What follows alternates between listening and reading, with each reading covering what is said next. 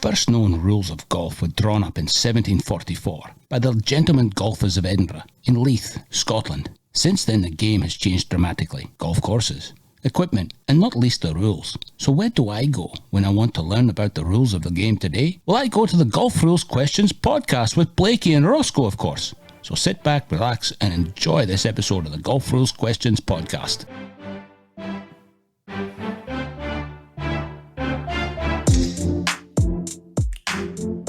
Well, hello everybody and welcome back to another episode of the Golf Rules Questions podcast. I'm Roscoe, your co-host, and sitting opposite me, virtually of course, is Blakey, back for episode 2. Blakey, welcome back to the Golf Rules Questions podcast. How are you, sir? Going very good. Had a great weekend watching the golf, first major of the year. Very interesting. I'm sure you're going to talk more about that on My Love of Golf podcast, but certainly for me as a rules guru or interested in the rules at least, there were a lot of really interesting situations that we are going to talk about today. Absolutely, mate. We'll get into that in a second, but just reflecting, now that you're an official, welcome to the podcast world, you are an official podcaster. How's your first week of being a golf podcaster felt, mate? You've had some feedback. There's been a little bit of dialogue coming across the interwebs on episode 1 to you. Yeah, no, it's been fantastic. I've had a few comments through YouTube, Facebook, and of course my main medium, Instagram. People are looking forward to listening to more of us chat about the rules of golf and our experiences and examples of the rules of golf. I've probably signed about 3 or 4 autographs as I've been walking down the street. I don't know how they recognise me with a mask on, but I guess they put the eyes to the name and go from there. Mate, my question is, has anyone asked about old Tom Morris? No one has asked about old Tom Morris or the great rules, first rules signed at the Leith Links by the what became known as the Honourable Company of Edinburgh Golfers. Well, I do have connections to Leith, Edinburgh, because that is where my parents are from. So, I may have been able to get someone there that was able to give us a bit of an introduction for the podcast. But I certainly had a few people going, how did you get the where's the old Tom Morris impersonation come from? We'll just leave that there. We won't give away too many secrets. But anyway, I did get a bit of feedback on the intro, which was it sounds fun. So if you haven't listened to it, go and listen to the intro. Well, you will if you listen to the podcast, of course. Naturally, you've got this far. So Blakey, as you say, it's been a big weekend in golf. The first major. We're in August. We've missed the Open.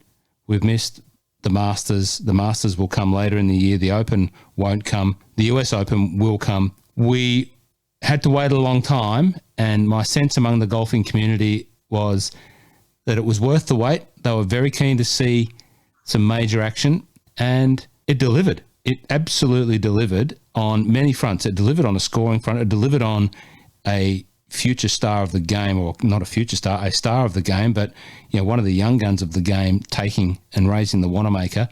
But when you think about that last round and you get to maybe 4 or 5 holes to go and there's so many people stacked at the leaderboard, it was sensational to watch that, and it was captivating. But there were many other things that captivated us from a Golf Rules Questions perspective during the tournament, and a number of rules imbroglios. I don't know if that's the right word, if there is such a word, but how would you frame up the rules imbroglios that happened over the tournament? Yeah, I usually refer to them as scenarios or situations.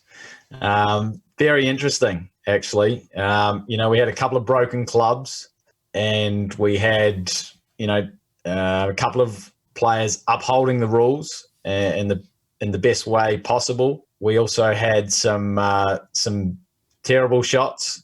The ones that we saw on TV were mostly good, but had a couple of shots more akin to my golfing vocabulary. It was really interesting, and we had a fair bit of traction and traffic from people wanting to know what the rules are. So, we're going to start probably with the broken clubs, because that's one of the more interesting scenarios. Well, let's just have a listen to one of those scenarios if I can get the interwebs to work. So we'll talk about. Should we talk about Shane Lowry first? That episode. Yeah. Yep.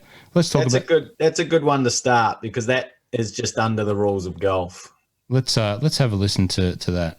That was the second shot of Shane Lowry, and that club will not have a second chance. The frustrations continue here, obviously, for Shane. Well, you can't see the vision, but he just grabs the, whatever it was, a 7-iron, just bangs it over the knee, snaps it in two, walks off. You can hear it. You can hear the little ching of the KBS Tour shaft just snapping over the knee. Wasn't the greatest weekends for the current Open champ. So he's just gone wacko, snapped it. What happens then? Yeah, well, I mean, the fact that he made the weekend was pretty good, so he should be encouraged by that. Okay. But he hit a less than ordinary shot, and certainly less than ordinary in his mind. Under 4.1A, if you break a club, you can actually continue to use it even though it's now non-conforming. So he's snapped the shaft in two, so it's now non-conforming, and you can continue to use it for the rest of the round. Or you can try and repair it, but in repairing it, you must use the same grip, the same shaft, and the same club head. So it might be a little bit hard to try and repair that club. You aren't permitted under that rule to replace the club, and this is under 4.1B as well. You aren't permitted to replace the club unless it was damaged by someone else, an outside influence. This one, it wasn't. Shane clearly snapped it over his leg, so he's not allowed to replace that club. He can continue to use it. Not sure that there would ever be a situation where he would, but yeah, basically that 7-iron has to set it on the bench for the rest of the round. So let's just say that he whacked the club into a tree root in anger, of his frustration, instead of snapping it over his knee, and he bends the 7-iron at the hosel, not breaks it, but bends it, changes the loft. He's allowed to continue to use that club? Yes, from January 1, 2019, if you slightly bend it, he can try and bend it back, or he can just continue to use it with that bend, even if that was in anger. That would be permissible under that rule. Because that is, as you say, in January 1, 2019, that's one of the rules that changed. So before, what would have been the situation prior to that? And I think this is one of the rules that sometimes people may not have picked up on in the rules change. So before that, what would have been the situation? So before that, it was all about normal course of play and not in the normal course of play. So in Shane's situation, it wouldn't be considered in the normal course of play. So he wouldn't be allowed to continue to use it for the rest of the round or have it repaired. He'd just have to let that club sit that one out, and he certainly wouldn't be permitted to replace it. So that one would be done. Okay. Well, he never got to use it because it was snapped in two. Now we had another one that happened, and that was probably the one that got a little bit more airtime, and that was the big boy, big Bryson DeChambeau, snapping the driver. Let's see if we can hear that. It's in slow-mo. There's a lot of power and speed there. There's just not 1 ounce of energy left in the bag. Well, and the head drops off. Must have been a little. It's let's see if we can get some better vision of that. But basically, Bryson DeChambeau launches one of the big bombs and follows through, and then next thing he turns down and his head of his driver's on the ground. So what's happening there?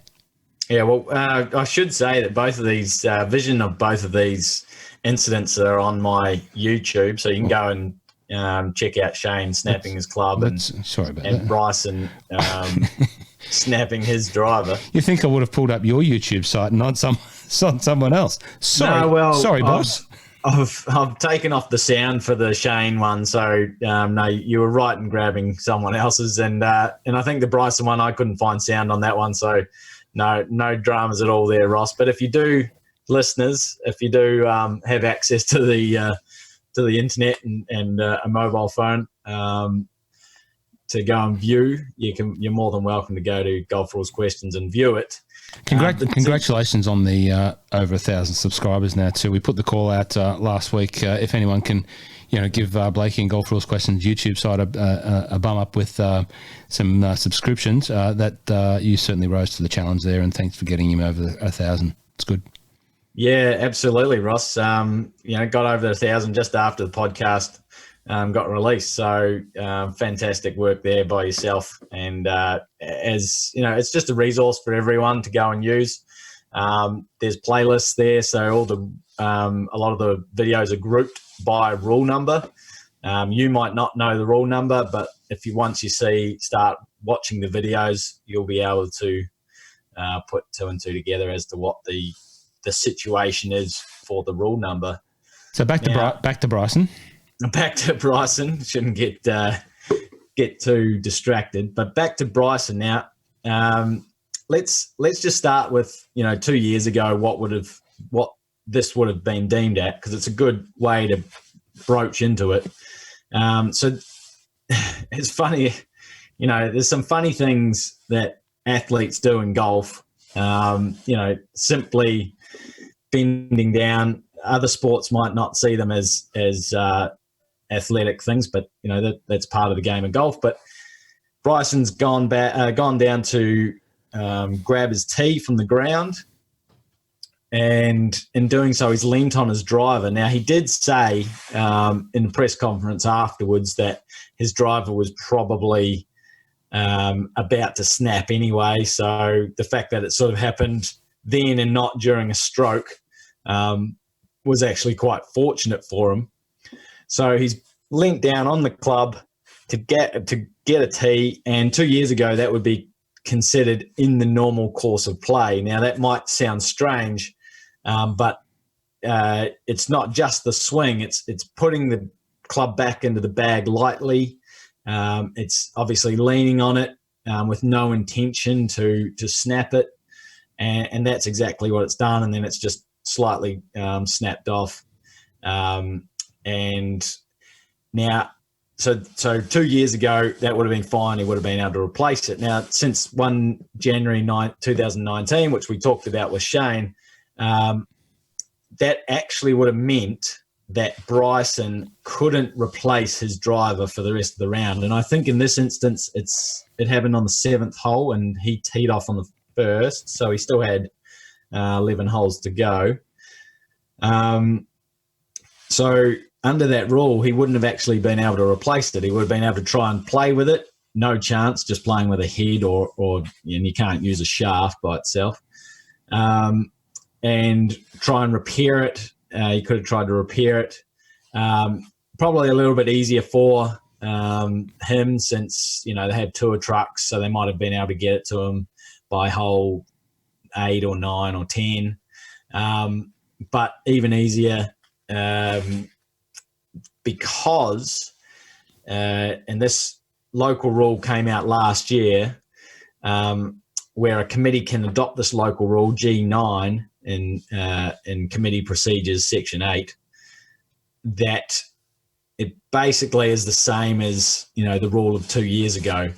So if your club is damaged in the normal course of play, which we talked about, that was the normal course of play, then because that local rule has been adopted, the player can replace their club, which with the tour trucks, easy. Whereas, how many drivers have you got, Ross, sitting in your car waiting for you to walk through 9 and grab from the boot of your car? Well, you're probably asking the wrong guy that question, because for me doing what I do, I've usually got a couple of drivers kicking about, and I can probably lean to my right here and put my hand on maybe 3 at the moment. But no, that's a luxury of doing what I do. Now, but you're right.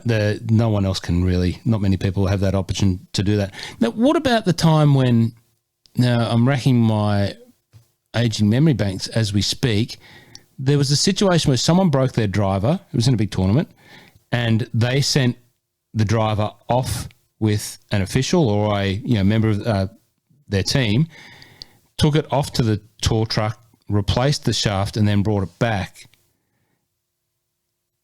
And that was a breach. It was repaired off site. Look, that would be permitted. I think the one that you are talking about, if my memory serves me correctly, might have been last year, and I'm not sure the player. I'd love the listeners to tell me if I'm right or wrong here, but it may have been Varner III. Yes, I think you're right. And it was a strange situation because there's an interpretation in the book about not being able to use a club that you've been carrying as parts. Okay, so let me try not to confuse people. What had happened is he had the driver head in his bag, a spare driver head in his bag and a spare shaft in his bag. And so if you break your club and have the ability to replace a club, that doesn't mean that you can actually use the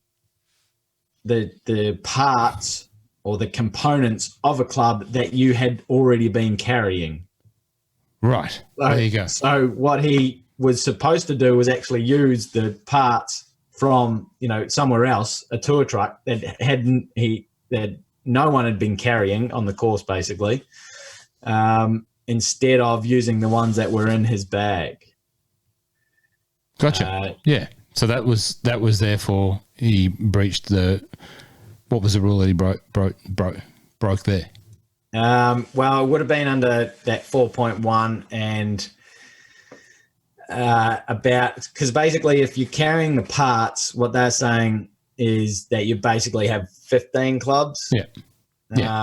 So you're breaching that rule, which means you incur the general penalty. So Shane broke his iron, no good, can't repair that, so he can't use it anymore. Bryson. Correct. So what happened with Bryson? Do you know if he sent out to the Cobra Kai dojo and got a new driver sent back? So yeah, so Shane broke his iron, but he could use it, but he couldn't have it replaced. But he had to use it as it was. So that's the adoption from 1 January 2019. Bryson most likely, who's he swing with? Cobra, does he? Yeah. Most likely Cobra had a spare driver that they were able to bring out to him, within a hole or so. And, it wouldn't have been hard to get through the crowds. So would have been pretty easy to get there. And Varner from years gone by, well, he was carrying a 15th club in effect, so that's why he couldn't just rip out the same shaft from a driver that he had in bits sitting in his bag. Yeah. Is he allowed to carry the club in bits in his bag? Was he breaching the rule for just carrying the club, or he can carry it in bits and not use it? Do you have to declare that? That's always that questionable thing. You see that in club golf a little bit. Oh, guys, I'm carrying a 4th wedge today. It's my old 60. I was using it at the range on the weekend. I'm not using it. So that's okay, isn't it? I'm actually really glad you brought that question up. So you can carry components in your bag. It's not considered a club. Until you put it into play. Right. But the breach is if you then are able to replace a club, you're not able to put those components together to make a club. Okay. so that would be no. But if Johnny is, he's putting, he's practicing on the putting green. He's got 20 minutes to his tee time. He finds out, or he knows that he has more than 14 clubs in his bag. He has to get rid of that club. He can't carry it with him when he starts his round, because that would be 15 clubs, more than 14 clubs. If he has his 14 clubs and somehow, this is on a Saturday, and on the Friday night he was mucking around on the golf course, took his 5-year-old out for a bit of a hit with their plastic clubs, put the plastic club in the bag, forgot about it, gets to the first tee the next day in a bit of a rush, checks his bag for 14 clubs, sees that little Tommy's plastic club is in there. He would have to declare it, and would be allowed to declare it as out of play and not be penalised because he's doing it shortly before he tees off. So irrespective of that's a plastic club or a golf club, is that what you're saying? So you can declare your club out of play?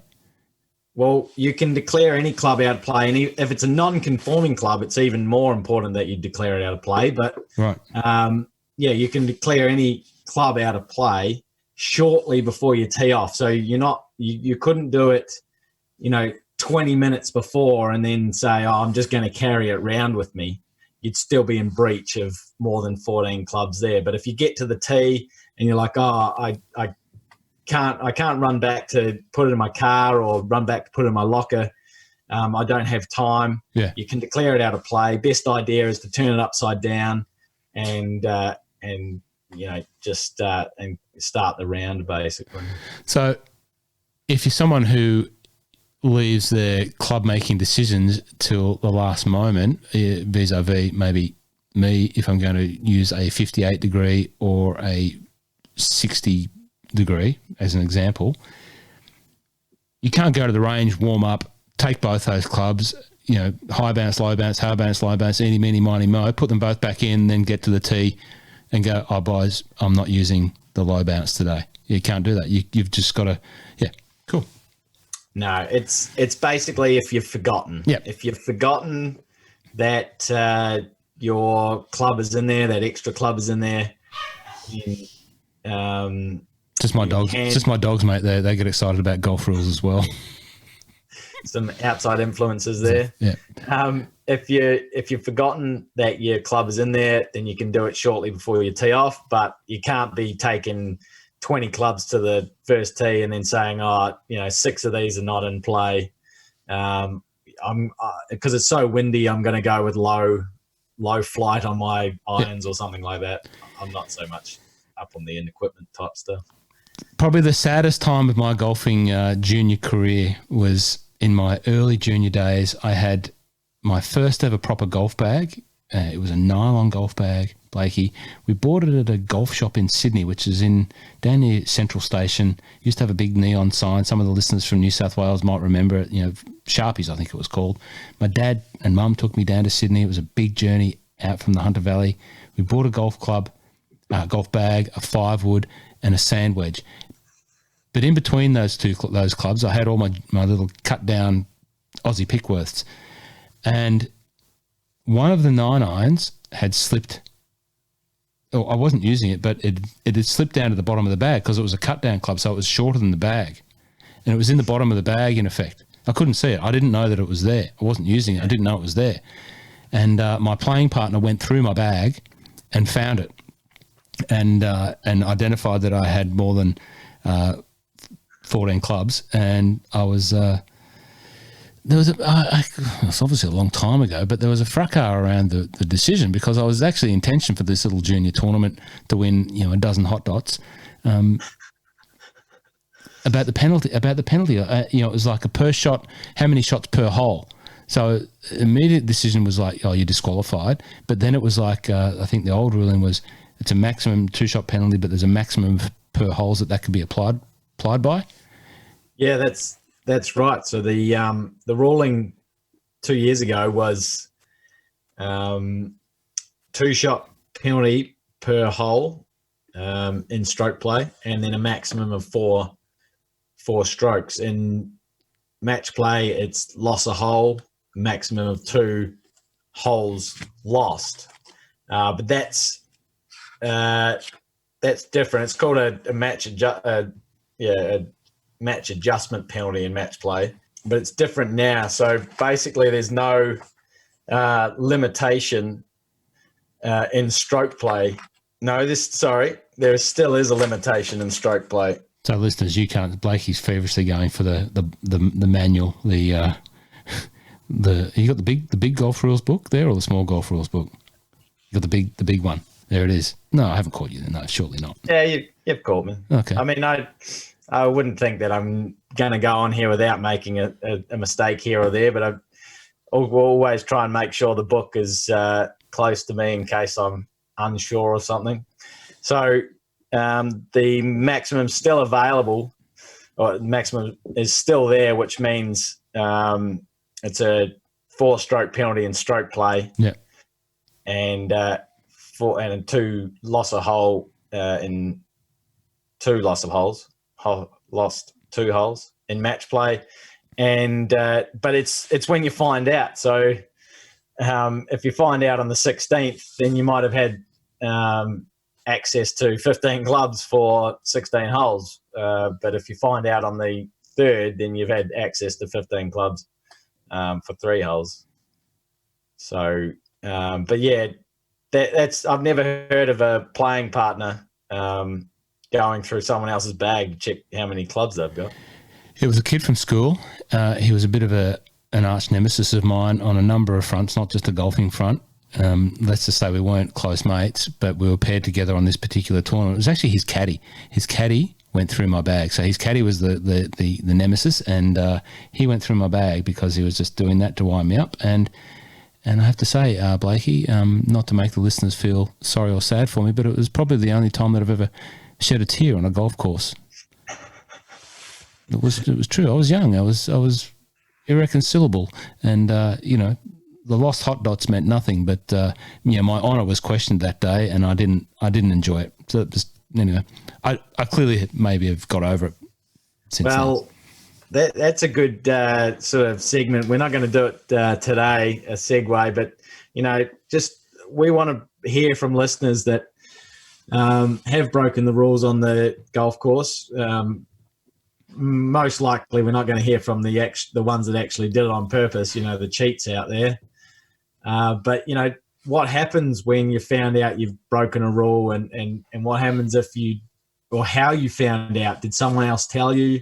Did you find out yourself, and how you've coughed up and had to, change your score basically, or disqualify yourself? We want to hear more about that. And if you do we definitely want to go into this situation where if you do find out that someone's broken the rule, how do you broach it with them? How do you approach them? Are you their marker? Are you a bystander? Are you not their marker? Are you allowed to talk to them if you're not their marker? I've got I know a few situations where some people have had to cough up and say that they broke a rule, and in other situations where other people have had to tell them. And in some situations, it can't be. It's not very nice because, if you get told you've broken a rule, as you said, Roscoe, it's your honour is on the line. You think that you've done, the worst thing. You should go to jail and you feel like a criminal. Is there a nice way to approach someone? Most likely not. But in the end, it's a lesson that we all learn. Well, the topic does segue nicely into the next rules matter from the PGA on the weekend, and it was greatly commented on to his credit, and that was the situation surrounding Rory McIlroy. And, I'll leave it to you to describe, but for me, that was the measure of the man right there, the way that Rory McIlroy handled that situation. And there's probably never going to be anyone that questions him. Not that there was a reason to, but there never will be from that point forward, but the way that he handled that replacing of his ball. So take us through that scenario there, Blakey. Yeah, well, I mean, Rory had one last year in the bunker when he just touched some sand, which he thought was a stone. And, people were thinking, he just touched it, so he didn't actually end up improving his lie. So he didn't get a penalty in that situation. But people were sort of thinking, is that from Rory? That's not a very good look. Well, with what he did over the weekend, where we talked about ball at rest move last week with John Rahm, and it was in my one of my blogs about a ball at rest move. Well, it wasn't. It was sort of during a search, but it didn't matter because it wasn't the player that caused the ball to move. It was a media personality, announcer, someone like that, who stepped on Rory's ball. And then they've called the referee, and the referee said, well, you just have to estimate where the ball was at rest when it was stood on and place it there. And most people would put their ball back in this sort of fluffed up, nice spot, assuming that the ball had come to rest in the rough in this sort of fluffed up spot. Which, if you'd been watching the golf at Harding Park, was very unlikely. Most of them, the balls would nestle down. And so Rory didn't feel comfortable in replacing his ball in this estimated spot that sat up. So he ended up pushing the ball down a little bit into a, not as nice a lie, obviously. Ended up making a bogey there at that hole on the par 3. I think it was the 3rd. And, it's just a nice story that, it's all about upholding the rules and the spirit of the game. If you hit it into the rough, you're not necessarily going to get a good lie. If you hit it into the fairway, you're not necessarily entitled to a good lie. Most people complain about the divot, ball rolling into a divot in the fairway. They're never going to change that because, as I said it last week, and I'm going to say it every episode, golf is a challenge of your character, your personality, before it's a challenge of your skills. So you have to work out and learn how to deal with those situations. How would that apply, the similar type of scenario to the club golfers on the weekend? So, if you have to mark your ball at the request of a playing partner, for example, if it's in the way, and how you replace that, just making sure that it does go back into exactly the same spot. There isn't it's not an opportunity to replace the ball in a better spot. You have to really pick it up, not clean it in that situation. That's correct. You can't clean the ball. If you're marking the ball at the request of your playing partner because it might be interfering with their line or something off the green, of course, can you clean the ball in? Yeah, no, you can't clean your ball if your ball is in the rough or fairway and you're simply picking it up just because it's interfering with someone else's play. And so there is no set way in how to do this. There's some recommendations. People always thought, because you can see it on the professional tours, people always thought you have to use your thumb and your forefinger to put it, and then you have to hold it up in the air. And yeah, exactly. That's not the process. It's recommended to do it that way, or other people they'll mark it, pick it up, and then place it somewhere else. Get it out of their hand, because as soon as you sort of start rubbing it around your hand, or without even any intention, and as soon as you rub it around your hand or you put it in your pocket, you could be cleaning it, and you could be incurring a penalty. So it's best to just do the least or hold on to the ball the least, and put it somewhere else where it's not going to have any. You're not going to have any sort of worry, and someone won't try and pull you up. Oh, you're cleaning your ball, so you're certainly not allowed to clean it in that situation. And place it back exactly where it was. Not near, not better, just exactly how it was, where it was, in the same conditions as it was.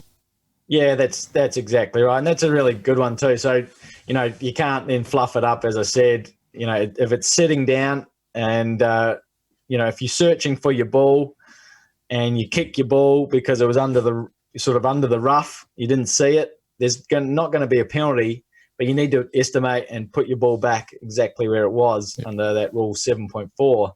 Now, you're not going to know exactly where it was, but if you can't see it the first time, there's a high likelihood that it was sitting down. It wasn't sitting up. So you need to estimate, and, integrity comes in here, and you're going to push the ball back down into the grass a little bit. And, with that sort of there's a sort of another interpretation in the rule that's quite interesting. If your ball has mud on it, say you marked your ball just in the fringe because it was interfering, and your ball had mud on it, obviously you're not allowed to clean it. And then you also, you couldn't then put the mud, if the mud was sort of on the top of the ball, you couldn't then put the mud on the underside so that it was teed up a little bit, or you couldn't put it to the side, or you couldn't, the mud would have to go back into the same position. And, number one, you got to try and put it back in the same position. And as long as you try your best reasonable effort, then you're going to be okay. Mm-hmm. But if you're trying any other kind of way, then, as I said, golf might not be your sort of sport. If you're trying to circumvent a couple of rules, that's just not on. That's not what golf is about. Now, what else is not on when you're playing golf on the weekend is walking up to the ball when it's about half a foot away from the hole and then taking an air swing. That is not on, especially when you're in the PGA Tour, especially when you're playing in the first major of the year and you're Rickie Fowler. What was he thinking? Yeah, I thought you were going to tell me, tell the listeners about my golf game on the weekend, but that happened in the PGA Championship. Rickie went a little taparoo, and I guess he just decelled at the wrong time and lifted the club at the wrong time, and he brushed it. It wasn't a perfect. The first time I saw it, I thought it was a perfect air swing, but he actually did brush the ball and probably moved it. A lot of commentary over the Instagram there for that one from you, and a lot of people were questioning that. So we'll talk about it in a sec. We'll see if we can listen to it. But people thought that it was an air swing, or did he touch it? Did he address it? All that sort of thing. But let's see if we can hear some of it. Hello, manages to save par there, but there's a bit of. Let's just see if we can. This is off your Instagram. Controversy back at the 6th. Here we go. You remember this shortish par putt that Powell had down. He was unhappy about it.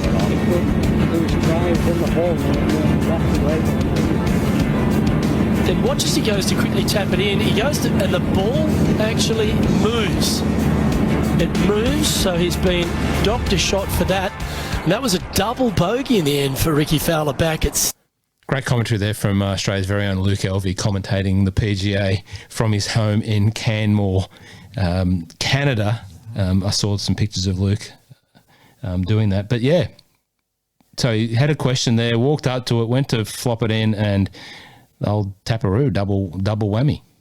Yeah, I had a few followers asking, well, couldn't he just say that it was accidental? There was accidental movement that he changed his mind. I mean, he could.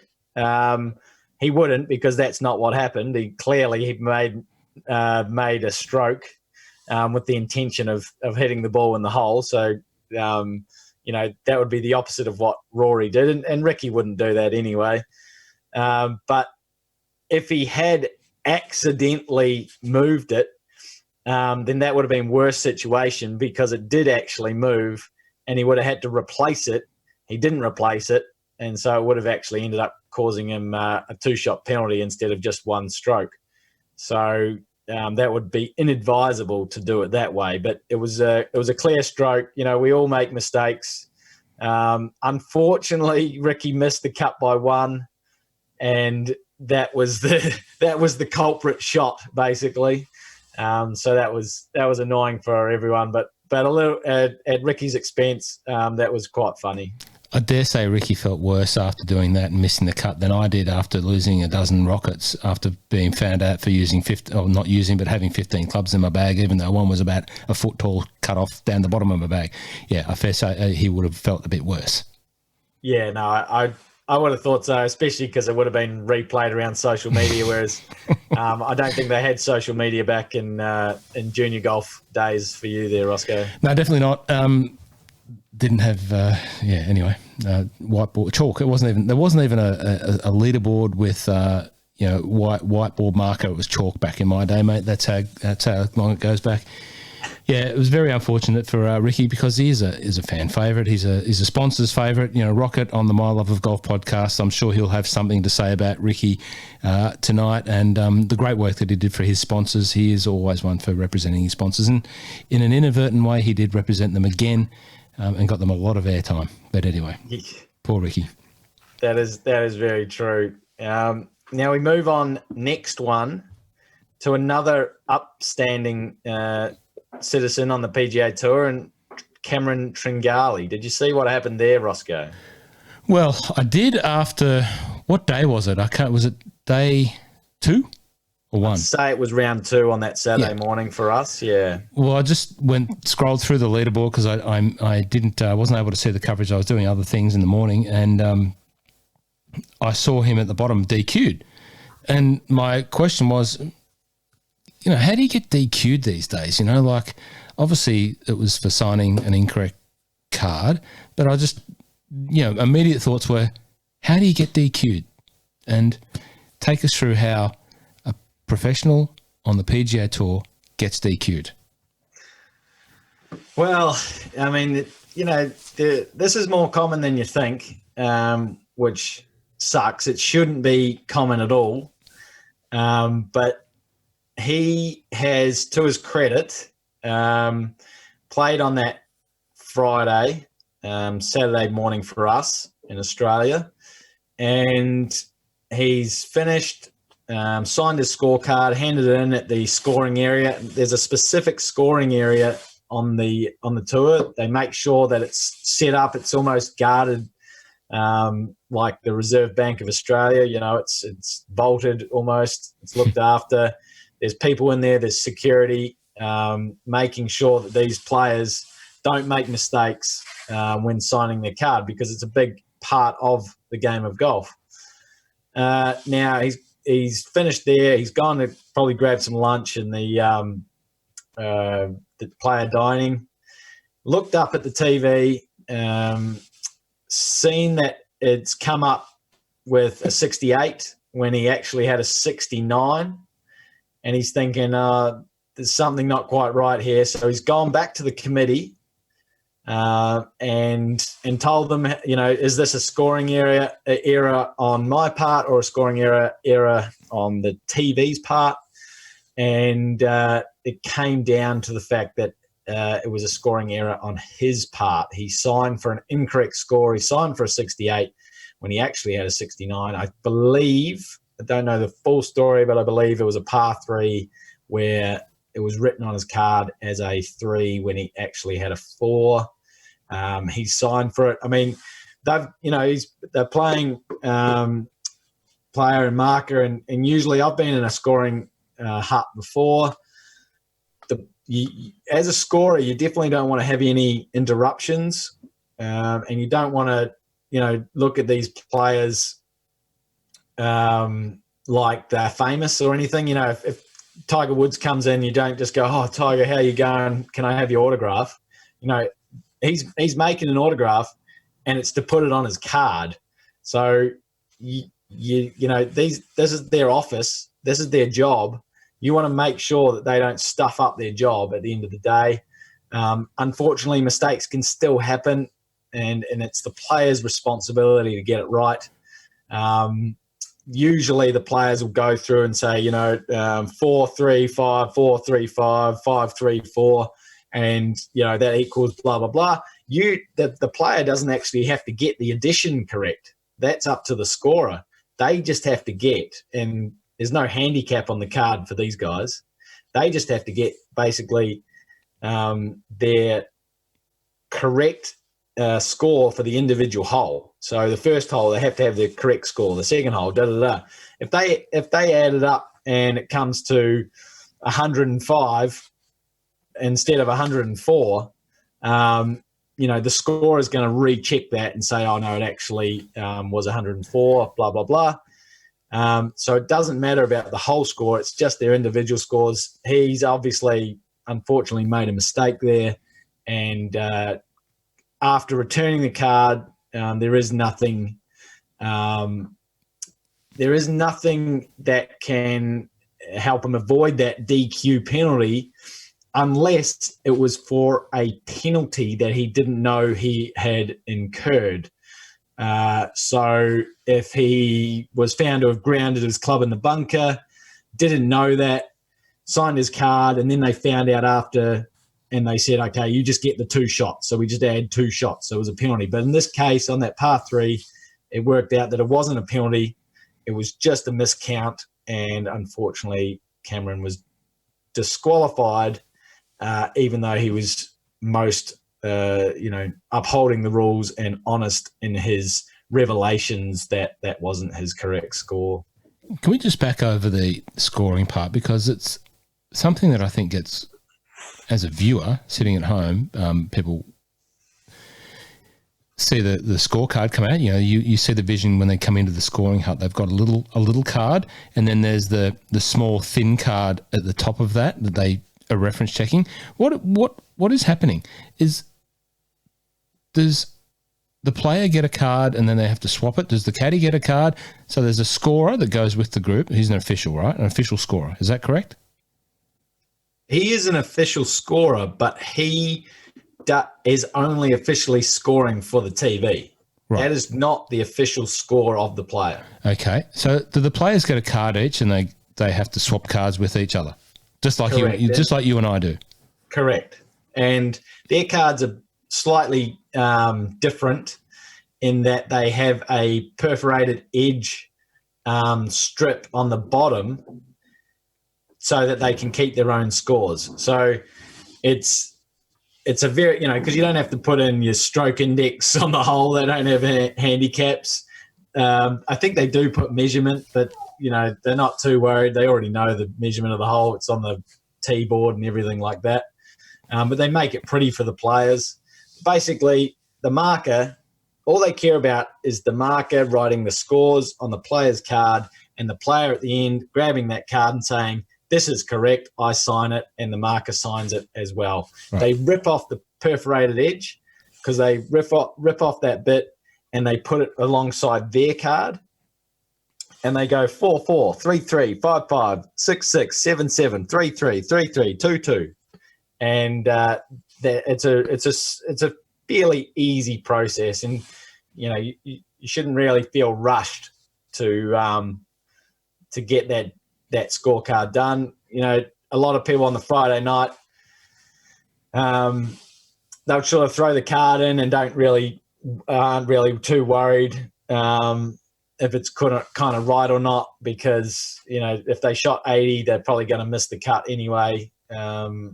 So it's not going to matter too much for them. But the ones that are on the cut line, the ones that are in the cut, within the cut line, leading the tournament, they definitely want to make sure that their cards are correct. Right, got it. Clear on that now. Now, mate, is there any other things emanating from the weekend's tournament that you want to cover off? There was one little thing. Mm-hmm. It was from Rockets man Brooks, who didn't quite get it done on Sunday, and luckily Rocket has a backup, and I'd have to say that he's probably one of my favourite players now, Colin. But Brooks had a medical timeout on, was it first round or second round? And so basically he had the physio come out. This is very similar. You probably see it more in tennis than you see it in golf. But he had the physio come out and work on his hip. And I just had some questions about whether that was legal to do. In the tour, it's usually that they have per round maximum of 15 minutes for a medical timeout. So that's 15 minutes accumulative over that whole round. So they might have someone work on their hip for 5 minutes per each 6 holes, or a minute each 15 holes, if you could do that. So that's a tour regulation, a terms of the competition regulation that they have in there at the tour. And I think from memory, it's total of 15 minutes. So it is okay for someone to come out onto the course and give a player treatment should they need it. They don't have to declare it beforehand. They don't have to say, my back's a bit crooked today, I might need a medical timeout. My physio's over here, she's going to run out. They can just say, right, that's it, I'm cooked, get someone out here, and they've got 15 minutes. Yeah, so that's a really good summary and a good point you make there too. A lot of the time they will tell one of the tour staff that they have some issues, because it's in all likelihood that they have to go through the tour, and the physio knows that, the doctor knows that, and a lot of the time the physio or doctor might not have their own golf cart, and it'll be the tour staff that actually have to run them out to that player. Right. So they tell the walking referee or walking scorer, who tells the referee or roving referee, and then the roving referee will get someone to get the physio or doctor to come to their help. And then, they'll have a stopwatch on them, just saying, keeping an eye on the time that they have. Because, you might think, oh, well, that's pretty, who cares about if they go 1 minute over or 2 minutes under, 2 minutes over or whatever. Well, considering the feedback I got, or the questions I got from Instagram, it's the same questions that they're getting from other players. And this is basically why we have rules. It's so that everyone knows the policy before they start playing, and so that they know where they stand if that kind of situation ever happens. So if Brooks gets 15, Tiger gets 15, Bryson gets 15, it's all fair, and no one's getting any more than they require. Yep. Perfect, mate. Perfect. Well, once again, a 5-minute chat's turned into about 50 minutes of golf rules, questions, and discussion, which is good. There is a lot more to come in this podcast series. We're going to uncork, unravel, and explain all of your questions that you have related to the golf rules in the future podcasts. That's correct, isn't it? That is absolutely correct. And as I said, I think the next one we may talk about, just upholding the rules and how to approach people that have breached the rules, or how to declare your own uncertainty around the rules. If you've got this far and listened this long, thank you very much once again.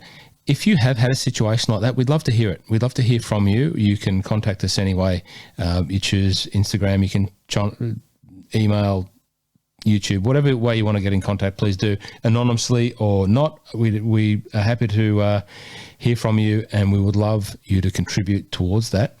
And Blakey, I'm looking forward to catching up again. I notice that because we're doing this via Zoom, and you saw the video, hopefully you saw some of the video that of my smiling dial. That's it right there.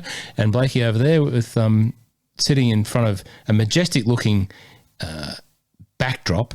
And I've changed my backdrop this week, and I was just sitting here thinking of my former travels in times when we could travel, about my backdrop and where it was, and taking that photo.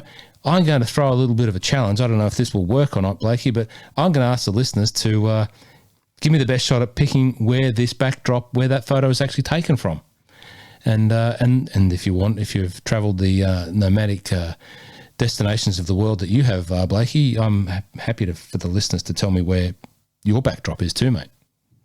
I reckon my one is actually easier to pick than your one. Well, mine is in a golf clubhouse of the world, and a fairly significant one at that. It's a course that I haven't played, but I have been to. But it was just a nice picture. I was doing some ISO hard drive cleaning up, and I found that picture. I thought, well, there's a nice backdrop. That looks like it sort of looks like my hallway just here in the house here. Not really, but anyway, there's a little bit of a challenge to end the podcast on a lighter note. Blakey, been good. This has been fantastic for episode 2. We're off hot and running, so looking forward to more.